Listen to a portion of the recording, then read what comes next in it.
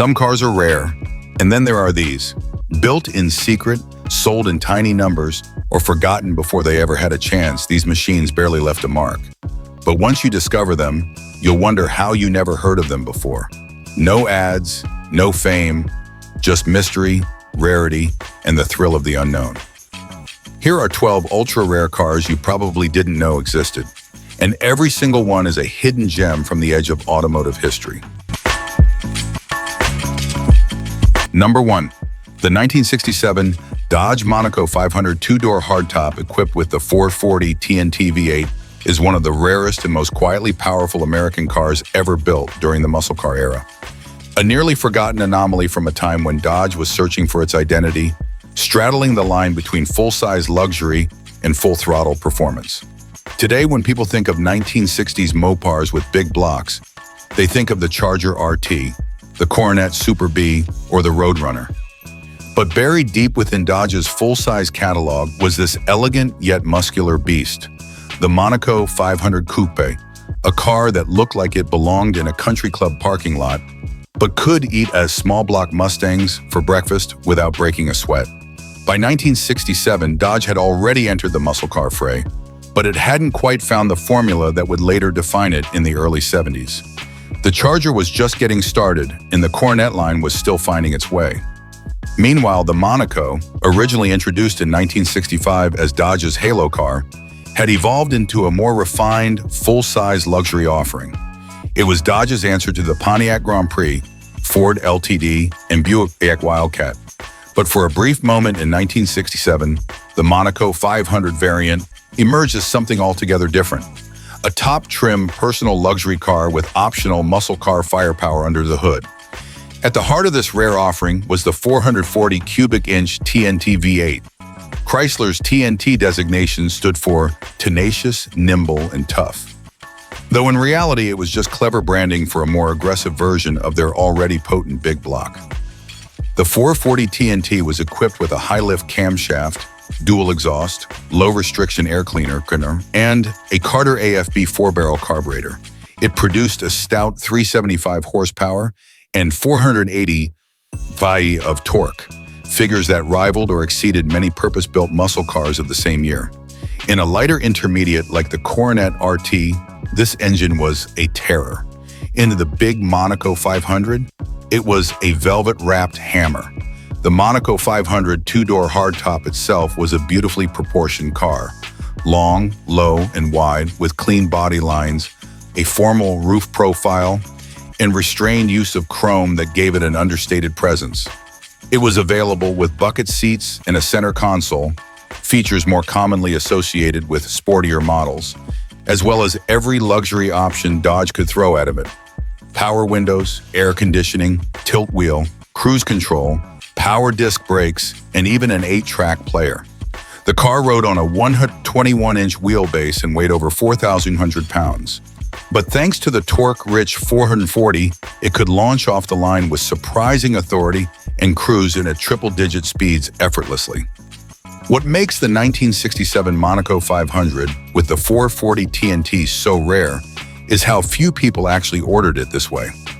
Most Monaco buyers wanted comfort, not performance.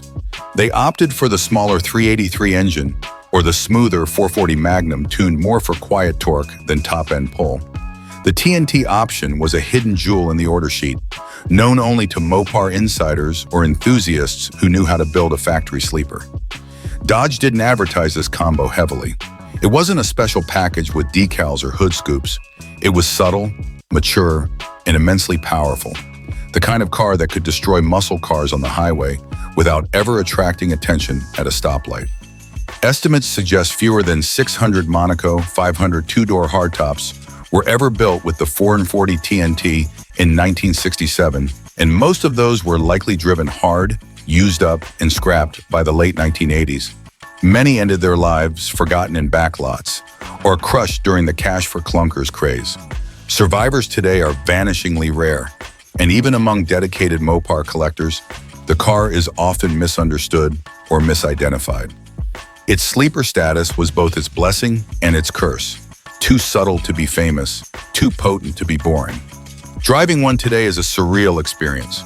The interior is classic late 60s Dodge, full of squared-off lines, padded vinyl, fake wood grain, and a dashboard bristling with toggle switches. The bucket seats are surprisingly supportive, the console-mounted shifter crisp and satisfying. Fire up the 440 TNT and you're greeted with a deep, mellow burble that quickly becomes a thunderous roar when the throttle is pushed.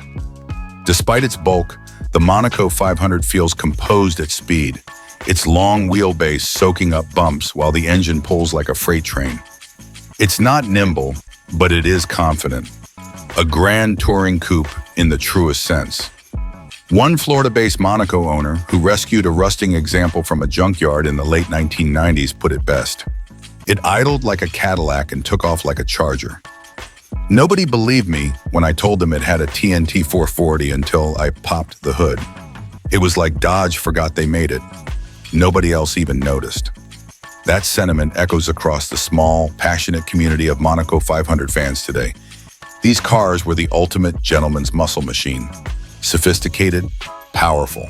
Number 2, the 1980 Chevrolet Caprice 9C1 high-altitude special with the 350 HO V8 is one of the most obscure, specialized, and absolutely fascinating police cars ever built by General Motors. A law enforcement exclusive variant engineered specifically to chase down speeders in the thin air of the Rocky Mountains. Almost entirely unknown outside of police fleets and a few die-hard GM historians, this Caprice was never sold to the public, never advertised in brochures, and never intended to be preserved. But for a brief moment in the mid-1980s, it was one of the fastest sedans operating on American soil, particularly when that soil was over 6,000 feet above sea level.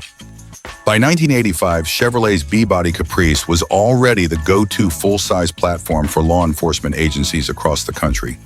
Durable, easy to service, and relatively quick in 9C1 trim, the police package Caprice was highly respected, especially when equipped with the optional 350 cubic inch V8. However, high-altitude regions posed a unique challenge for performance. In places like Colorado, Utah, and Wyoming, the thin mountain air drastically reduced horsepower output for naturally aspirated engines. A standard police car might lose 15 to 25% of its rated power just by climbing a few thousand feet above sea level, enough to seriously compromise pursuit capabilities. That's where the high-altitude special came in. Chevrolet's fleet engineering team, working directly with state police agencies and GM's emissions and durability departments, developed a specialized version of the 9C1 Caprice optimized for elevation. The centerpiece was a high-output 350 V8, not quite an LT1, but significantly hotter than the standard 9C1 motor. It featured revised cylinder heads, a more aggressive camshaft, a higher stall torque converter, recalibrated timing and fuel maps, and a custom high-altitude ECM chip that allowed the engine to maintain performance despite the oxygen-starved conditions.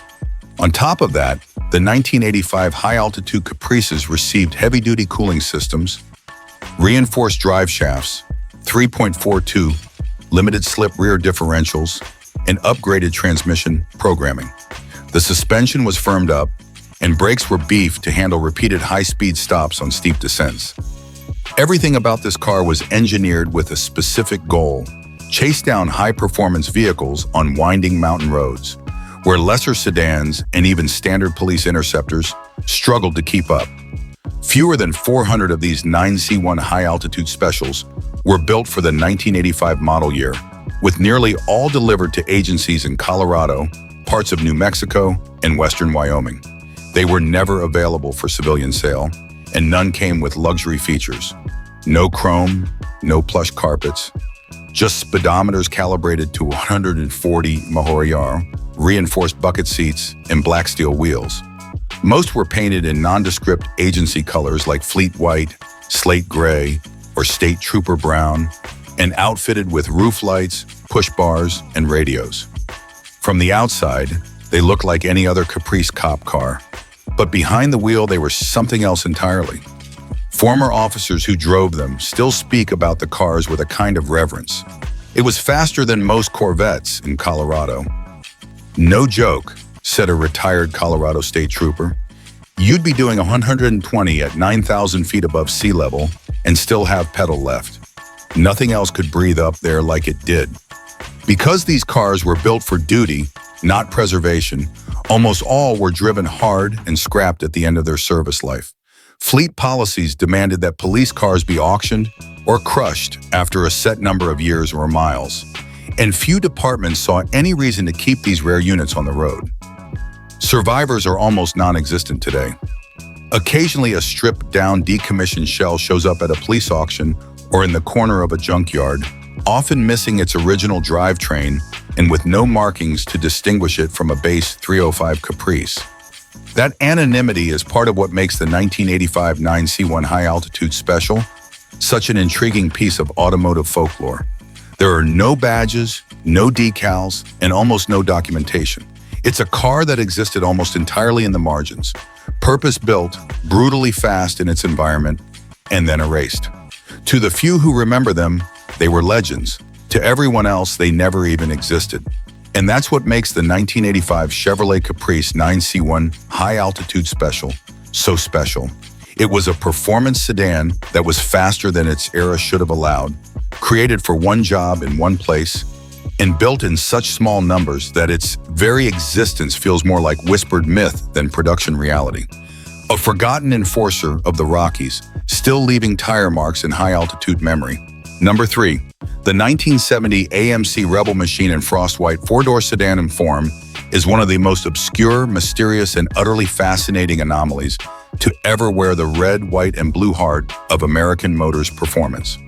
While most enthusiasts know the Rebel Machine as the loud, brash, star-spangled two-door muscle car, complete with ram air scoops, tricolor paint, and drag strip-ready suspension, very few are aware that deep in the foggy corners of AMC history, a tiny handful of four-door Rebel Machines were quietly built, painted in understated frost white, and allegedly sent out as fleet or dealer-used vehicles. These were the machines nobody was meant to notice, and today almost nobody remembers they even existed. The standard 1970 Rebel Machine was AMC's answer to the mid-size muscle car wars. It debuted with fire and noise, a bright red body, white roof and hood, blue striping, and a snarling 390 cubic inch V8 that made 340 HP gross and over 430 lb of torque. With a factory-rated quarter mile in the low 14s and a price that undercut most of its rivals, the machine was a shot across the bow from AMC, a company better known for compact cars and budget-conscious buyers. And yet, even as AMC leaned into this image of flag-waving defiance, a far more subdued and secretive version of the machine was quietly taking shape in the background. According to AMC service records, a limited number of Rebel Machines, fewer than a dozen by most accounts, were assembled in fleet-spec frost white paint without the wild striping. Even more shockingly, at least 2 of these were built as four-door sedans. These were not concept cars or dealer show queens.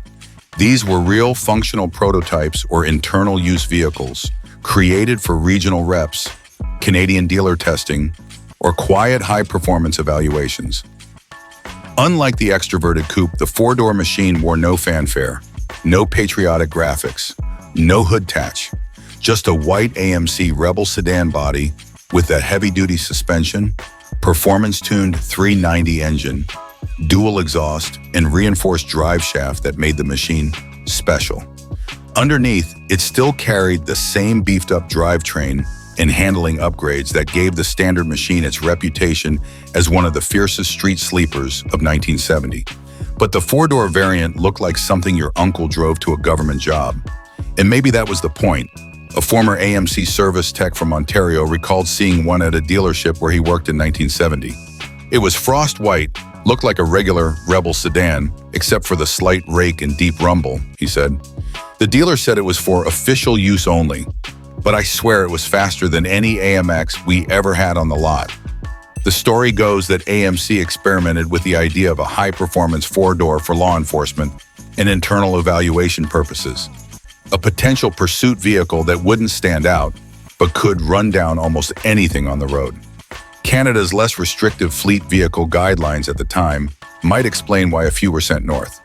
These sedans were likely equipped with automatic transmissions, the Borg-Warner M12, power disc brakes, high-speed cooling, and heavy-duty suspension. Essentially machines in plain clothes. Unfortunately, no VIN documentation has surfaced confirming exact production totals. Most AMC historians believe that these white four-door Rebel machines never entered mass production and were instead low-volume builds or internal specials, possibly as few as 2 or 3 total. The majority were likely crushed, stripped for parts, or forgotten entirely once their purpose had been fulfilled. Unlike the coupe, which enjoyed magazine coverage and press photography, these sedans were ghosts, built not to be sold, but to be tested, driven, and ultimately erased. Today, a true frost-white 1970 Rebel Machine 4-door sedan would be one of the rarest American muscle cars in existence, not just because of its low production, but because of how deliberately quiet AMC was about its existence. It represents a fascinating contradiction. A muscle car designed not to be seen. A machine without the machine image. A thunderous V8 hiding under a white government-issue overcoat. The very idea of a 4-door Rebel machine flies in the face of the muscle car ethos. It wasn't built for teenagers, drag strips, or magazine covers. It was built for someone else. Maybe a regional engineer, maybe a fleet buyer, maybe nobody at all. But it was real, if only for a moment. In the end, it stands as one of AMC's most compelling secrets. A stealth bomber in a sea of red, white, blue hot rods. A machine that never made noise except under full throttle. Number 4. The 1962 Ford Galaxie 406 6V lightweight is one of the most brutally pure factory drag machines to ever emerge from the early days of Detroit's horsepower wars, and one of the most forgotten. Long before the Mustang, before the 427 Thunderbolt, and even before the 427 SOHC Cammer started rewriting records, Ford quietly armed a handful of Galaxie sedans with weapons-grade firepower under the skin. They didn't boast stripes or badges. They weren't sold with marketing fanfare or brochures. These cars were shadow operatives built for one purpose only: to dominate NHRA superstock. At the heart of this rare monster was the 406 cubic-inch FE Series V8, introduced by Ford in 1962 as the next evolution of their big block performance effort. And while the standard 406 was already potent, buyers could order the 6V version, Ford shorthand for 3 2-barrel carburetors, which boosted output to a factory-rated 405 horsepower at 6,000 RPM. In an era where many performance numbers were fudged to keep insurance companies and race-sanctioning bodies at bay, most racers knew that figure was conservative. Tuned properly, the 406 6V could make well over 425 horsepower and scream down the quarter-mile with a fury that stunned even seasoned drivers. But Ford didn't stop with just engine upgrades. To counter the weight of the full-size Galaxie, a limited run of lightweight 406 cars were created for factory-backed drag racing efforts. These cars were stripped of non-essentials: radios, heaters, sound insulation, and fitted with aluminum bumpers, aluminum inner fenders, a fiberglass hood, and in some cases, aluminum bell housings. They were offered exclusively to select dealers and racers in the know. Ford didn't advertise them, didn't encourage retail sales, and didn't even bother to brand them. There were no special trim levels or markings, just plain sedans, often in Wimbledon white or Rangoon red, with steelies, dog dish hubcaps, and absolutely evil intentions. These lightweight Galaxies were sleepers in the truest sense. From the outside, they looked like nothing more than your father's company car. But under the hood was a triple-carb, fire-breathing monster with forged internals, solid lifters, and a competition cam. Backed by a close ratio 4-speed manual and a steep rear axle, the car could sprint through the traps in the low 13s. And with tuning and slicks, many dipped into the high 12s, which was terrifyingly fast for a full-size steel-bodied car in 1962. Production numbers are fuzzy, as these cars weren't officially tallied the way later Thunderbolts or Cobra Jets were, but most estimates agree that fewer than 50 lightweight 406 6V Galaxies were built, and fewer still were sedans. Most were two-door posts or hardtops. Nearly all of them were raced. That was the point. These were not collector's items or Sunday cruisers. They were delivered to men with names like Gas Ronda, Les Ritchie, and Phil Bonner. Men who knew how to tune, launch, and win. Many of the cars didn't last long. Blown clutches, grenaded rear ends, and catastrophic engine failures were common. After a couple of seasons, most were scrapped, parted out, or lost. Today, finding a genuine documented 1962 Galaxie 406 6V lightweight is like finding a unicorn in a junkyard. The surviving examples are often Frankenstein cars, rebuilt from crashed racers, spliced together with donor parts, or resurrected after decades of being forgotten in barns. Even FE experts debate the exact configurations because Ford's documentation was deliberately vague. Some came with aluminum bumpers, others with steel. Some had fiberglass hoods, some didn't. Each car was hand-assembled to an extent, and all were purpose-built to skirt just close enough to NHRA legality while still dominating the field. One retired NHRA record holder who campaigned a white 406 lightweight Galaxie in the early 60s once put it simply, the original sleeper, no badges, no mercy. And he wasn't wrong. These cars were the blueprint for every stripped-down, overpowered street assassin that followed. From the Thunderbolt to the Hemi Belvedere to the Coupe au Cheval, they were raw, loud, brutal machines, made to do one thing well and made in numbers so small that history almost forgot they were real. But for a few short years, in a narrow window between corporate restraint and racing glory, Ford built something truly savage in a business suit.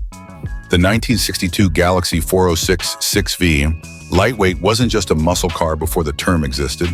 It was a hand-built predator, wrapped in plain clothes, let loose in the early dawn of the horsepower age, and then forgotten by all but the ones who couldn't forget what it felt like to drive one wide open at 7,000 RPM. Number 5. The 1974 Pontiac GTO sedan prototype is the kind of car that exists more in whispers and garage folklore than in showroom catalogs or collector guides. A ghost of a muscle car that nearly was, built in secret, barely acknowledged by Pontiac, and ultimately erased before it could rewrite the rules. In an era when the American muscle car was on life support, throttled by insurance surcharges, gas prices, and looming emissions standards, Pontiac, ever the performance rebel within GM, toyed with a last-ditch experiment. Could the legendary GTO badge survive by transforming into something completely different, like a four-door? The answer, as it turned out, was never meant for public eyes. By 1974, the once mighty GTO was already a shadow of its former self.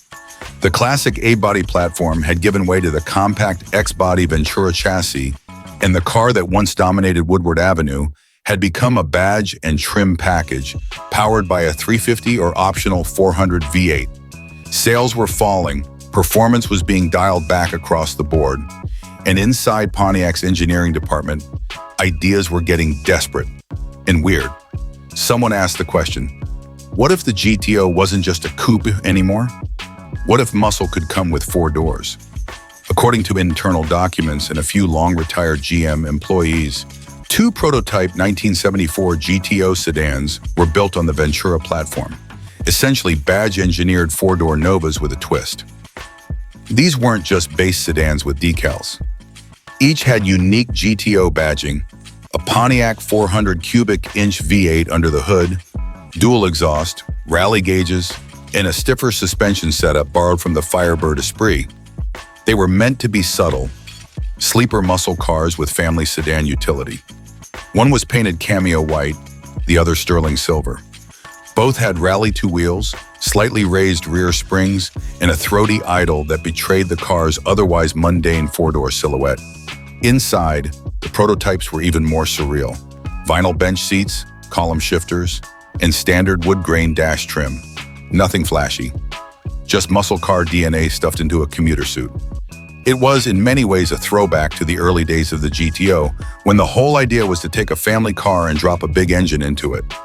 Only now, in 1974, the styling was quieter, the performance more restrained, and the market less forgiving.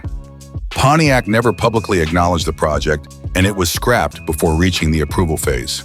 Insurance concerns, marketing confusion, and internal resistance reportedly killed the idea.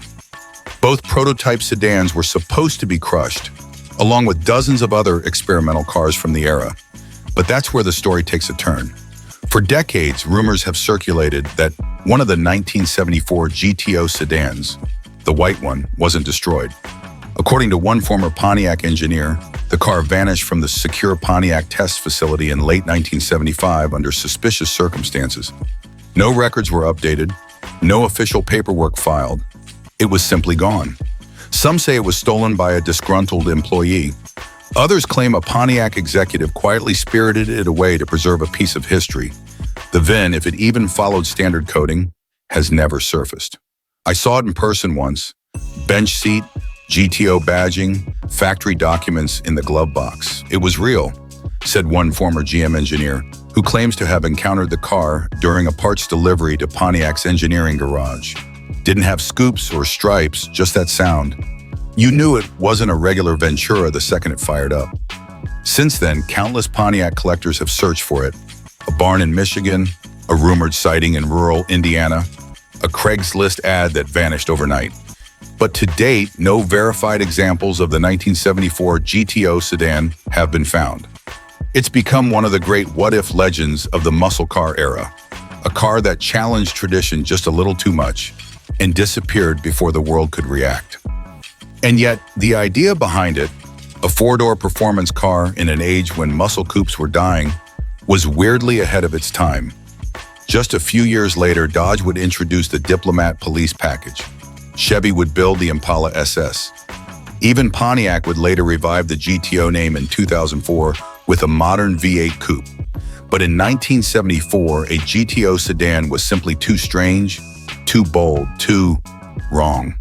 Or maybe it was just too soon. Today, the 1974 Pontiac GTO sedan prototype remains a mystery. Maybe gone forever, maybe still tucked away in a garage behind boxes and tarps. It's Pontiac 400 waiting patiently to roar once more. A car that was never meant to survive and yet refuses to be forgotten. A ghost in the muscle machine lineage. Number 6. The 1958 Packard Hawk is a car wrapped in paradoxes. The swan song of a once great luxury automaker built atop the bones of a Studebaker Golden Hawk platform, flaunting bold, daring styling that both captivated and confounded, and packing a supercharged V8 that gave it surprising muscle, all while arriving at a moment when the Packard name was already fading into history. This was not just a car, it was the final desperate gasp of a proud American marque struggling to reinvent itself in a rapidly changing automotive world that had left it behind. By 1958, Packard was a shadow of its former self. Once the undisputed standard-bearer of American luxury alongside Cadillac and Pierce Arrow, Packard's fortunes had waned sharply after World War II. The company's failed merger with Studebaker in 1954 was supposed to be a lifeline, but it only hastened its decline. With shrinking dealer networks, financial troubles, and a confused product lineup, Packard's identity was slipping away. Enter the Packard Hawk, a last-ditch effort to inject excitement and relevance into the brand. Underneath, the Hawk was essentially a Studebaker Golden Hawk in disguise, sharing the same chassis and mechanical components. This included a 352 cubic inch V8 engine, but with an important twist. A McCulloch supercharger that pushed the output to a potent 275 horsepower. This engine was capable of delivering impressive performance for its era, especially in a car that was as hefty as the Hawk. The supercharger provided a distinctive surge of power that could catch even skeptical onlookers off guard, offering thrilling acceleration that belied the car's large and heavy frame. Styling-wise, the Packard Hawk was the polar opposite of subtle. Designed by industrial visionary Brooks Stevens, it featured sweeping curves and dramatic fins that gave it a futuristic flair while simultaneously evoking the nostalgia of the classic 1950s American automobile. The grille was a bold, toothy affair that seemed to snarl at the road ahead, while the sharply creased rear quarter panels and sloping roofline created a sense of motion even when standing still. The Hawk's two-tone paint schemes, often paired with distinctive trim, made it stand out even further, although not everyone appreciated its aggressive looks. Despite its striking appearance and potent engine, the Hawk faced nearly insurmountable challenges. Packard was already on life support as a company, and consumer tastes were shifting rapidly. The post-war boom was giving way to a new era of muscle cars, compact imports, and high-priced luxury models from better-funded competitors. Packard dealers were becoming rare, and parts availability was a growing concern. Additionally, the Hawk's premium price tag put it out of reach for many potential buyers who were beginning to prefer more modern or performance-oriented options. Sales reflected these harsh realities. Only 588 Packard Hawks were ever built, making it one of the rarest production cars of the era. A true collector's gem in hindsight, but a commercial long shot at the time. The limited production run underscored the Hawk's position as a niche car, fast, strange, and instantly obsolete, a symbol of a fading legacy rather than a harbinger of new success. Owners who have preserved the Packard Hawk over the decades often recount how the car defied expectations. People laughed at it until they heard the supercharger kick in, one longtime owner remembers. That moment, the distinctive whine of the supercharger spooling up and the growl of the V8 was when the Hawk revealed its true character. Beneath the avant-garde styling and heavy bodywork lurked a snarling beast, capable of surprising acceleration and a driving experience that was both visceral and elegant. Today, the Packard Hawk occupies a unique place in American automotive history. It represents the last flicker of a once great Marque's flame, embodying the tension between luxury and performance, tradition and innovation, survival and obsolescence. Its striking design, rarity, and supercharged engine make it an irresistible classic for collectors who appreciate not just its mechanical aspects, but the larger story it tells about an industry and brand in transition. The Hawk is a car that demands attention, not because it was the fastest or most technologically advanced of its time, but because it was a bold, strange, and ultimately doomed statement of identity from a company fighting for relevance. It's the final chapter of Packard's story written in metal and horsepower, a last roar before silence, a wild supercharged howl from a bygone era, and a beautiful reminder that sometimes even the strangest and most fleeting creations leave the most lasting impressions. Number 7. The 1979 Chevrolet Malibu M80 is a fascinating chapter in the story of American muscle and performance cars that often gets overlooked, precisely because it was a regional, low-production special tailored specifically for a passionate corner of the automotive world, the NASCAR-loving communities of North and South Carolina.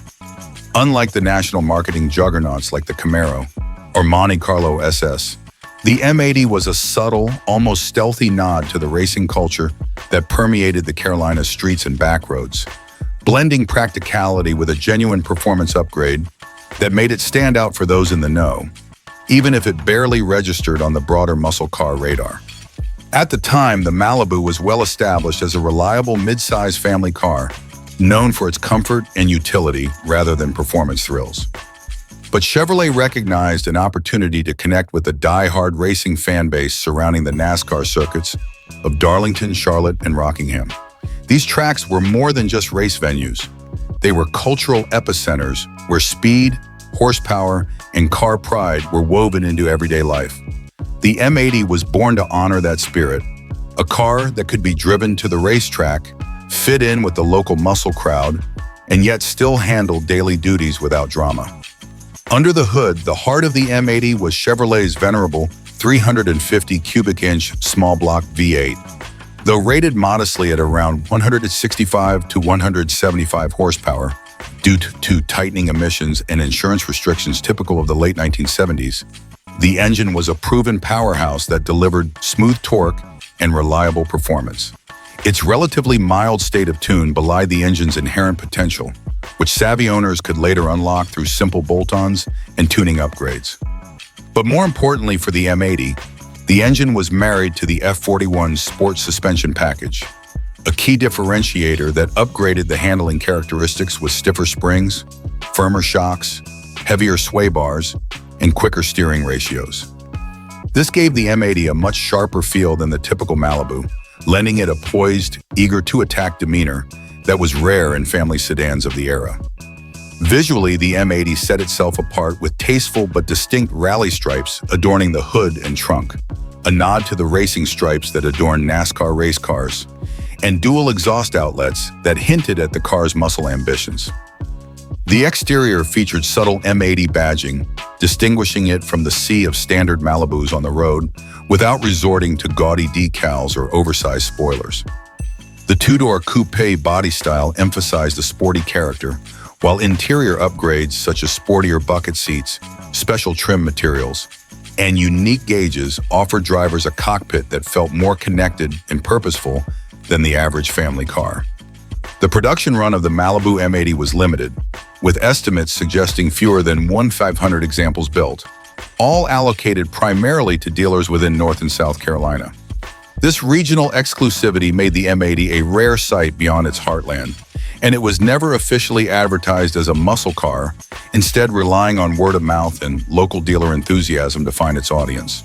Many buyers at the time may have simply seen it as a nicely equipped Malibu, unaware of the subtle but meaningful performance upgrades lurking beneath the surface. To local enthusiasts, however, the M80 quickly earned a cult following. It was the kind of car that could comfortably carry a family to the grocery store on weekdays, but turn into a lively track day companion on weekends. A former sales manager at a North Carolina Chevrolet dealership recalls, "The M80 wasn't about flash or speed records. It was about feeling connected to the racing heritage around us. When you stepped on the gas, you could tell this wasn't your average Malibu. It had heart." Today, the 1979 Chevrolet Malibu M80 is a coveted piece of regional muscle car history, a snapshot of a time when automakers still experimented with niche specials tailored to local cultures and racing traditions. It stands apart as a car that bridged the gap between everyday practicality and true performance, embodying a uniquely Southern blend of utility and passion. Though overshadowed by bigger names in the muscle car world, the M80 remains a beloved and rare gem for collectors and enthusiasts who appreciate its understated style, genuine handling prowess, and the story it tells about the vibrant NASCAR heartland that inspired it. In the end, the M80 wasn't just a trim package or a fleeting marketing experiment. It was a statement, a tribute, and a secret weapon wrapped in a mid-sized Chevrolet skin, quietly carrying the torch of American racing heritage in a time when muscle cars were fighting for survival. Its rarity, regional roots, and thoughtful performance upgrades make it a fascinating example of how muscle could adapt and thrive even in unlikely forms. Number 8. The 1960 Rambler American Super V8 test mule is one of the most intriguing and obscure footnotes in American Motors Corporation's history, representing a bold experiment at a crossroads when the compact car market was just beginning to stir with performance potential. While the Rambler American had earned a solid reputation as a practical, economical, and unassuming transportation choice throughout the 1950s, AMC's engineers quietly harbored ambitions to shake that image by injecting real muscle under its hood. And the Super V8 test mule was the physical embodiment of those ambitions, even if it was never meant for public eyes or mass production. In the late 1950s and early 1960s, the muscle car era had yet to fully ignite, but AMC was already looking ahead. The company was small compared to the Detroit Big Three and desperately needed a way to stand out. While Ford, Chevrolet, and Chrysler were gearing up their larger platforms for burgeoning horsepower battles, AMC chose a different path. Could a compact car carry a V8 engine and deliver exciting performance without sacrificing economy and maneuverability? The answer wasn't yet clear, but AMC's engineers began prototyping. The 1960 Rambler American Super V8 test mule was a laboratory on wheels, a hand-assembled and heavily modified vehicle created to test the feasibility of fitting AMC's new 250 cubic inch V8 engine into the compact Rambler American chassis. This V8 was a brand new power plant for AMC, designed to offer a competitive alternative to the inline sixes dominating their lineup. Rated at approximately 160 horsepower, the 250 V8 was modest in raw numbers, but represented a significant step forward for AMC's engineering and performance aspirations. What made the Super V8 test mule so special was not just its engine, but the extreme lengths AMC went to integrate it. The car featured reworked engine mounts, custom cooling solutions, and reinforced suspension components to handle the extra weight and power. The drivetrain was also adapted, with a beefed-up transmission and rear axle designed to survive spirited driving that far exceeded the American's usual use case. Engineers tested everything from thermal management to chassis rigidity and brake effectiveness under the new performance load. Every detail was meticulously scrutinized, even if the car's exterior remained deceptively plain. These mules were essentially race cars for the engineering department. Bare bones, function first, and shrouded in secrecy. None were ever meant for showrooms, and AMC had no immediate plans to market a V8 Rambler American at the time. The cars carried handwritten VINs and makeshift interior trims, evidence that they were transient prototypes rather than production vehicles. They often lacked trim, paint jobs, and even proper safety equipment, underscoring their role as rolling test beds rather than consumer products. But then, in an almost unbelievable twist, one of these rare test mules mysteriously made its way out of the AMC factory gates and onto a dealership lot. How it happened remains a mystery. Some speculate it was an administrative oversight. Others think it was sold to a trusted employee or engineer who saw its potential. Regardless, the car was documented in the dealership's records with handwritten notes confirming its unique provenance, and it stood out immediately to those familiar with AMC's development projects. For the unsuspecting public, the test mule looked like a standard 1960 Rambler American, modest and practical. Yet under the hood was that potent 250 V8 engine, accompanied by a chassis and suspension that could surprise even seasoned muscle car drivers of the era. Its acceleration was brisk, its exhaust note a throaty growl that was unexpected from such a small, boxy vehicle. Enthusiasts who stumbled upon this anomaly were left scratching their heads and quickly became obsessed with its story. Over time, the car vanished from public view, slipping back into obscurity like a secret whispered among AMC insiders and hardcore fans. Its existence has since become the stuff of legend, a symbol of AMC's innovative spirit and their early flirtation with muscle car performance in a compact form. This test mule stands as a bridge between eras, the pragmatic, fuel-conscious 1950s and the muscle-driven, high-performance 1960s. Today, the 1960 Rambler American Super V8 test mule is more than just an automotive oddity. It is a testament to AMC's determination to challenge the norms, to find power in unexpected places, and to experiment boldly despite limited resources. For collectors and historians, it offers a rare and tangible connection to a transitional moment in American automotive history, when the compact car was just beginning to shed its image as a humble commuter and embrace the possibilities of speed and performance. In a way, the mule embodies the very essence of the muscle car dream, raw, unpolished, and full of potential. Number 9. The 1958 Packard Hawk is a fascinating and poignant chapter in American automotive history, the last gasp of a once revered luxury marque desperately trying to reinvent itself amid the rapidly shifting landscape of the late 1950s. Packard had been a symbol of prestige and craftsmanship for decades, a rival to Cadillac and Lincoln. But by the mid-1950s, it was a struggling brand caught in a struggle for survival. The Hawk was born out of necessity, a bold, if somewhat desperate, attempt to inject excitement and performance into the fading Packard name before the final curtain fell. Underneath the flashy and aggressive styling of the Hawk was the Studebaker Golden Hawk platform, a sturdy but unglamorous foundation that belied the car's exotic appearance. The Hawk's body was penned by the talented industrial designer Brooks Stevens, who gave it a striking, forward-looking design full of dramatic fins, swooping curves, and sharp edges. The styling was unlike anything Packard had produced before, simultaneously futuristic and a nod to the tail fin craze that dominated the 1950s. But it was polarizing. Some saw it as wildly innovative and beautiful, while others considered it an oddity, a mismatched hodgepodge of ambition and decline. Under the hood, the Packard Hawk was powered by the same supercharged 352 cubic inch V8 found in the Studebaker Golden Hawk, rated at a formidable 275 horsepower. This supercharged engine gave the Pierce serious performance for its time, with a fierce growl and a surge of power that could surprise even seasoned drivers. The supercharger's distinctive whine was a signature sound that let everyone know the Hawk wasn't just a pretty face. It was a beast waiting to be unleashed. Despite its relatively heavy weight, the Hawk could accelerate and handle with a surprising degree of agility and enthusiasm, especially compared to other large luxury cars of the era. However, the Hawk was also a product of troubled times for Packard. The brand's financial woes were severe, and after its 1954 merger with Studebaker, it had become a shadow of its former self. Production was limited, with only 588 Hawks built in 1958, making the car an instant rarity and collectible oddity. The Hawk was expensive, complicated, and somewhat out of step with the changing American market, which was shifting toward more affordable, practical, and increasingly powerful muscle cars. Dealers were scarce, parts were hard to come by, and the company's reputation was slipping fast.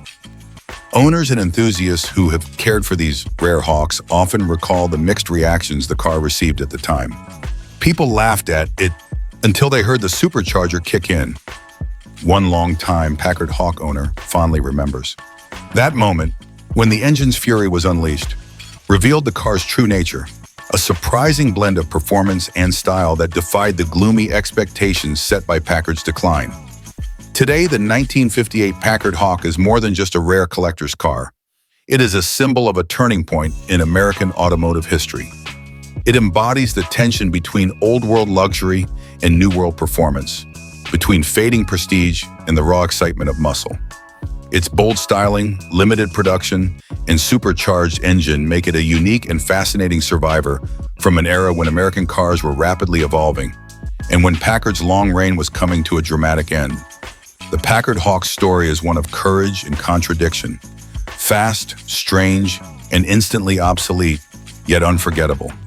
It remains a cherished icon for collectors who appreciate the wild creativity and bittersweet legacy of a marquee that refused to fade quietly. In its roar and in its rarity, the Packard Hawk echoes the final chapter of a storied American name, a wild supercharged howl from a bygone era that still resonates today. Number 10.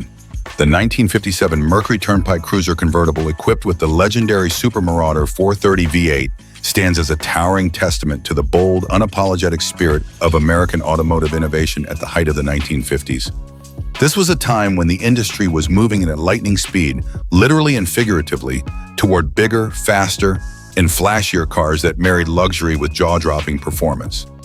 Mercury's Turnpike Cruiser wasn't just any car. It was conceived as a showcase for futuristic styling, cutting-edge technology, and the kind of raw power that seemed reserved for racetracks and speed demons. The addition of the Super Marauder 430 V8 to the convertible model took it from eye-catching cruiser to bona fide muscle icon, years before the muscle car era officially took hold in the 1960s. The Turnpike Cruiser was already a marvel in 1957 with its dramatic jet-inspired design language that featured sleek, aerodynamic lines, soaring tail fins, and unique features such as the compound curve windshield and panoramic glass. It was meant to evoke the speed and glamour of the burgeoning American highway system, the turnpikes that were transforming travel across the country, and the car lived up to its name in every way. But what really set this model apart was the optional Super Marauder 430 cubic inch V8 engine, which was a masterpiece of engineering in its own right. The Super Marauder was no ordinary power plant. It was the world's first factory-produced engine officially rated at 400 horsepower, a figure that astonished the industry and enthusiasts alike. It featured a single overhead camshaft design, a rarity for American V8s at the time, allowing for higher revving and better breathing than most pushrod engines of the era. This gave the Turnpike Cruiser convertible a rocket-like acceleration and a distinctive exhaust note that rumbled deeply and demanded attention wherever it went. The engine was paired with Mercury's Mercomatic automatic transmission, providing a smooth but powerful driving experience that combined effortless cruising with the capability to launch into thrilling bursts of speed. Only 126 of these Super Marauder-equipped Turnpike Cruiser convertibles were built, making them extraordinarily rare and sought after today. Many were used as dealer demonstrators or promotional vehicles, often driven hard to showcase their capabilities, which means few original examples survived in pristine condition. Those that remain are prized treasures, embodying a unique moment in automotive history when style, luxury, and brute horsepower collided in spectacular fashion. One of the most fascinating aspects of the '57 Turnpike Cruiser convertible is how it captured the essence of post-war optimism and American technological confidence. This was a car designed not just for transportation, but for making a statement on the open highway and in the minds of drivers who dreamed of speed and sophistication.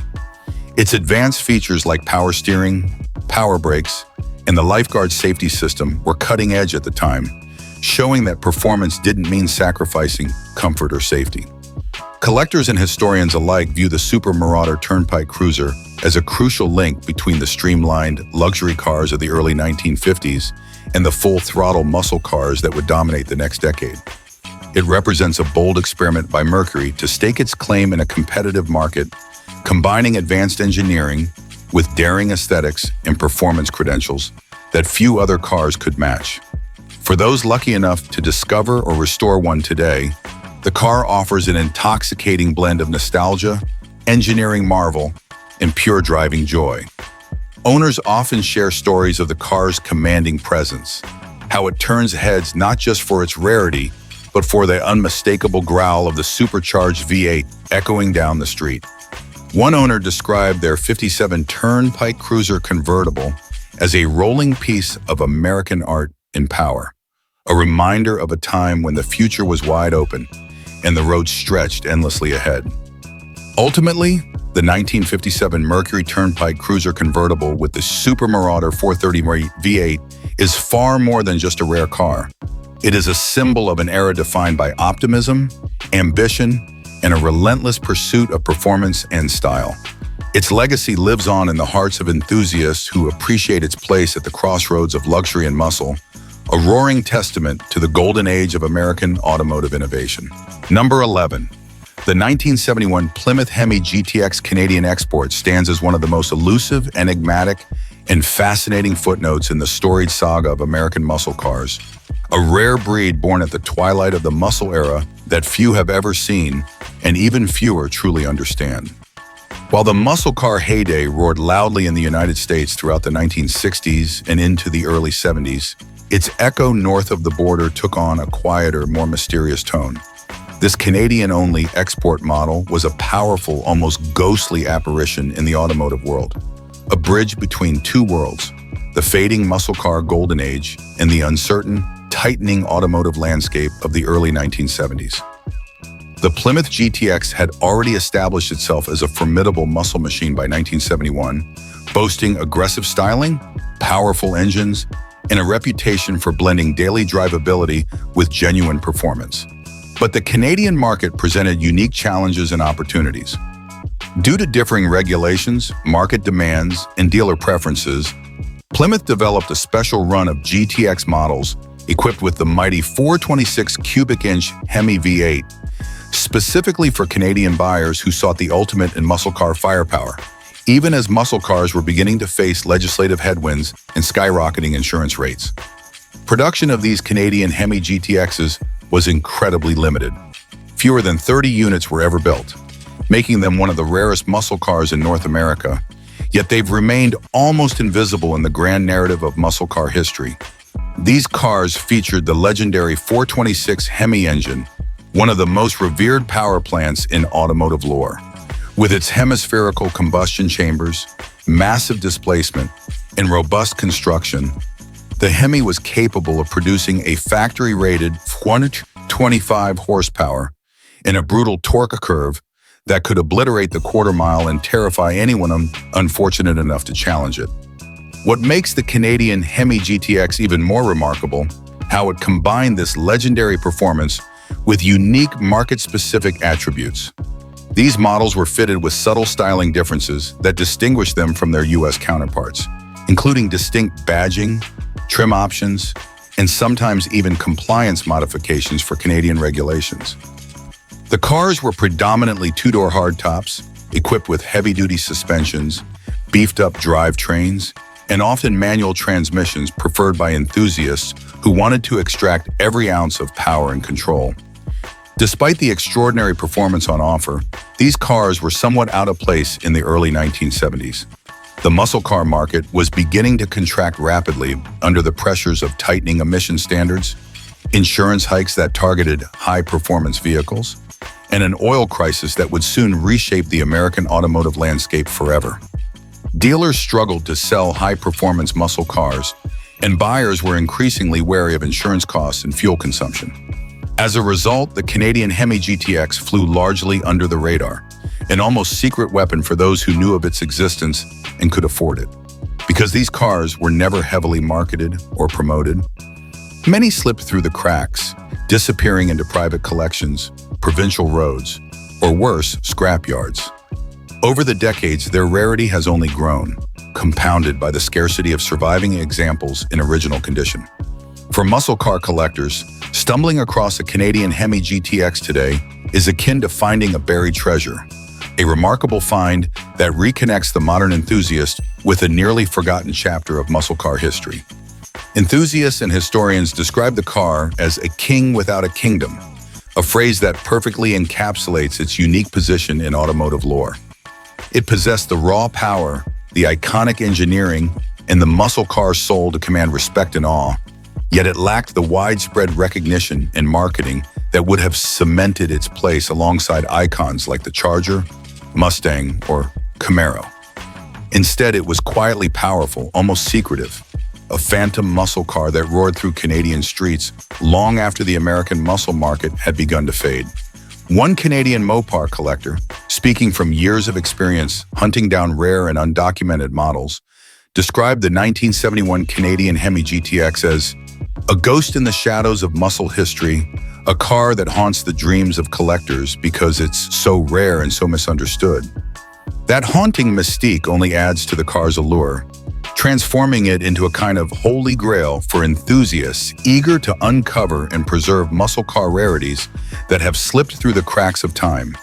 Today, the Canadian Hemi GTX stands not only as a powerful performance machine, but as a symbol of resilience and rarity, a defiant roar in the face of an era that was quickly turning away from the muscle car ideal.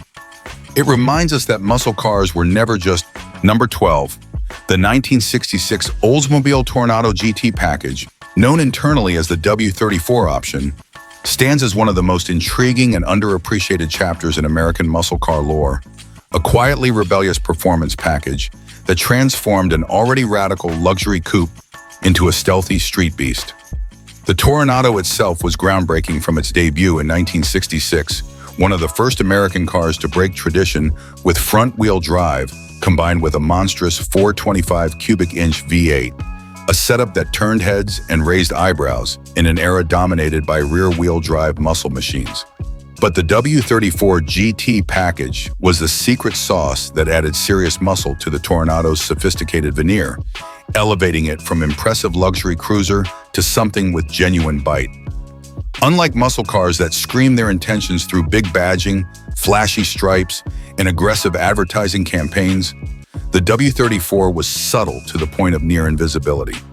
There were no special badges, no prominent marketing materials, just a carefully calibrated upgrade that delivered real performance gains without shouting about it. Oldsmobile's engineers installed a performance camshaft, higher compression pistons, and a free-flowing dual exhaust system, unlocking additional horsepower and torque from the already potent 425 V8. These modifications didn't just boost numbers on paper, they sharpened throttle response, deepened the engine's growl, and gave the Toronado a newfound urgency that startled anyone who encountered it on the street. Because it was so under the radar, the W34 package quickly became a sort of automotive urban legend among enthusiasts and collectors. The cars looked identical to standard Toronados on the outside, often catching owners and onlookers by surprise when the engine's rumble betrayed the car's hidden ferocity. This stealth approach suited the car's overall character perfectly. It was a luxurious grand tourer cloaked in elegance, yet it harbored the heart of a street-smart muscle car beneath its refined exterior. Owners who have tracked down and restored W34 Toronados often describe the discovery process as a revelation.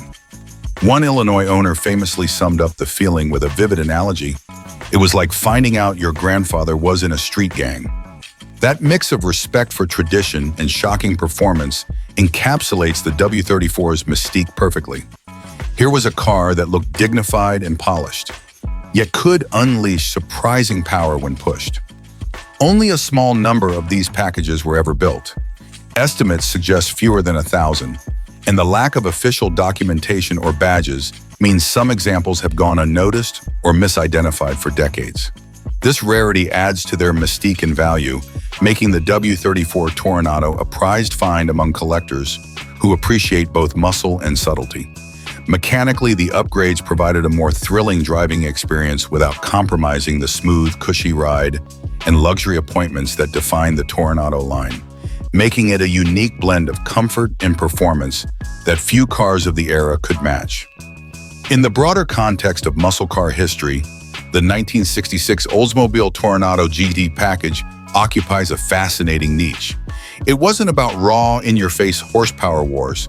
Instead, it was muscle with manners, performance wrapped in sophistication, and innovation wrapped in subtlety. It quietly challenged the conventions of muscle cars by proving that you could have blistering power without sacrificing refinement or luxury. And its front-wheel drive layout, unlike the typical muscle car drivetrain, added a layer of engineering intrigue that still fascinates enthusiasts today. The W34 Toronado remains a living symbol of Oldsmobile's ingenuity and willingness to push boundaries behind the scenes. It is a reminder that muscle cars come in many forms, and sometimes the most potent ones are those who hide their wild side beneath a calm and composed exterior. For anyone lucky enough to experience a W34 Toronado today, it's a thrilling secret whispered from the past, a vintage cruiser with the heart of a rebel that still demands respect.